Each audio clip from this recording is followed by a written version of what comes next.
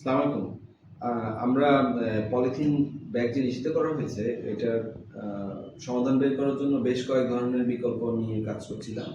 আমাদের নিজেদেরও একটা ইনোভেশন আছে, ওটা হচ্ছে পলকা, এই ম্যাটেরিয়ালটার নাম।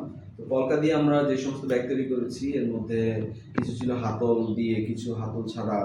তো আমরা এখন একটা ব্যাগ তৈরি করলাম যেটার হাতল নাই, এই দেখা যাচ্ছে যেটা, এটা অনেকটা পোটলা মডেলের আর কি, মানে যে আমরা বড় বাজারের ব্যাগের মধ্যে ছোট ছোট আইটেম যে ব্যাগের মধ্যে ঢুকিয়ে রাখবো, এটা সেইটা।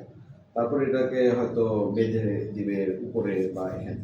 তো এই ব্যাগটার কিছু ডাটা বলি, যেমন এই ব্যাগটা ধারণ ক্ষমতা হচ্ছে 5 কেজি, মানে 5 কেজি সমপরিমাণের চাল বা এই ধরনের অন্য যে কোনো জিনিস এই ব্যাগে নেওয়া যাবে।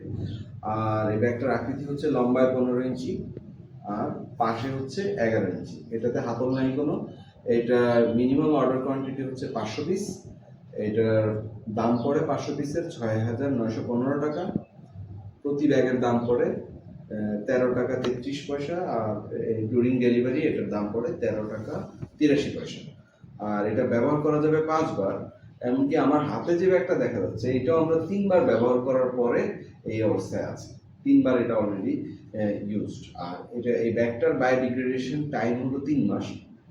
আমরা সার্টিফিকেটও প্রোভাইড করব যদি কেউ নিতে চায়, বিকজ আমাদের এটার টেস্টিং স্যাম্পলটা সায়েন্স ল্যাবরেটরিতে জমা দেওয়া হয়েছে। হোপফুলি নেক্সট উইকের কোনো একটা সময় আমাদের হাতে সার্টিফিকেটটা চলে আসবে যে এটা বায়োডিগ্রেডেশন টাইম কত, ইভেন এটা কি ভেজাল আছে কিনা, এগুলা to ensure to make trust between us and the users.